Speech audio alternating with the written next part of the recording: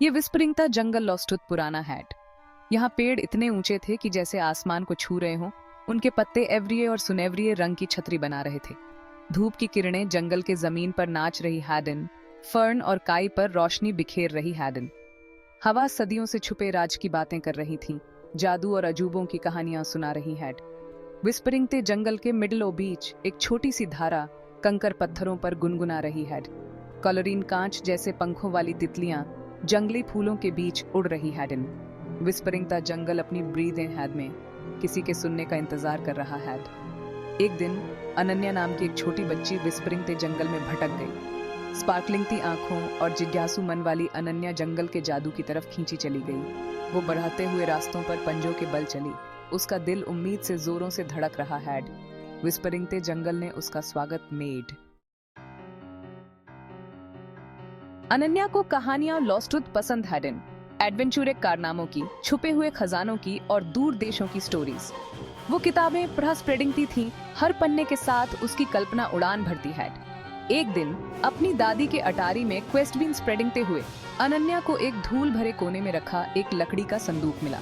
अंदर फीके रेशम और पुरानी तस्वीरों के ढेर के नीचे चर्मपत्र का एक रोल रखा हुआ हैड। अनन्या ने उसे ध्यान से ओपन।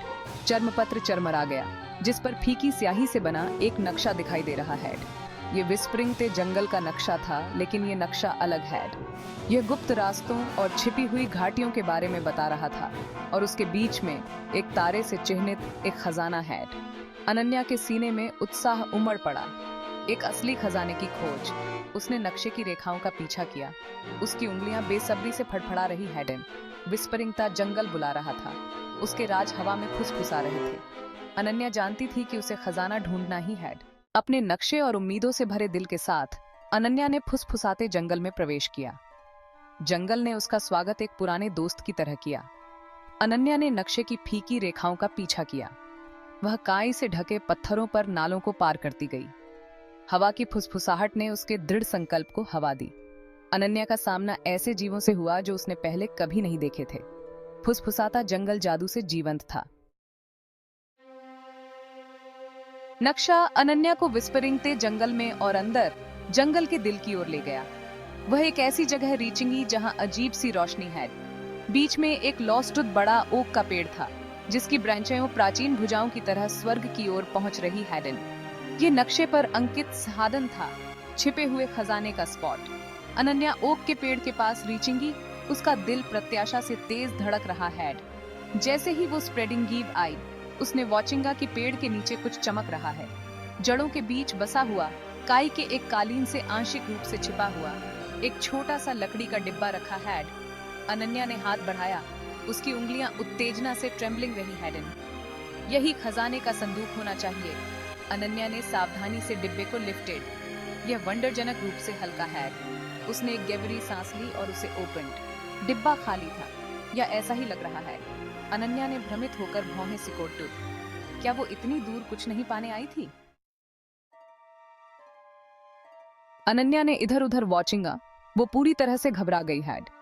विस्परिंग ता जंगल अपनी ब्रीदिंग हैड में हुए उसे देख रहा हैड। अचानक उसके चारों ओर हवा का एक झोंका आया, जिसमें स्पार्कलिंगदार धूल बरस रही हैड।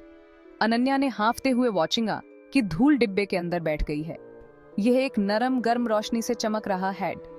जैसे ही अनन्या विस्मय से देख रही थी, धूल के भीतर चावल के दाने से भी बड़ा एक छोटा सा बीज प्रकट हुआ। यह एक कोमल रोशनी के साथ धड़क रहा था, जादू और जीवन को विकीर्ण कर रहा हैड। समझ की एक लहर अनन्या पर छावेंट। ये बीज जीवन और क्षमता का यह छोटा सा पात्र, यही खजाना है। विस्परिंग ते जंगल ने उसे धन या रत्न नहीं, टिप्टोस की कुछ अधिक कीमती प्रकृति के जादू का उपहार दिया हैड। अनन्या ने बीज को ध्यान से अपनी हथेली में पकड़ा हुआ था। उसकी गर्माहट उसके माध्यम से फैल रही थी। उसने महसूस किया कि असली खजाना मंजिल नहीं, बल्कि यात्रा ही थी। उसकी कल्पना को प्रज्वलित किया था। कृतज्ञता से भरे हृदय से अनन्या ने धन्यवाद दिया। उसने बीज को संजोने का वादा किया। जैसे ही उसने जंगल से बाहर निकलने का रास्ता बनाया, डूबते सूरज ने नारंगी और बैंगनी रंग में आसमान को रंग दिया। अनन्या को पता था कि वह फुसफुसाते जंगल के रहस्यों को हमेशा अपने दिल में रखेगी।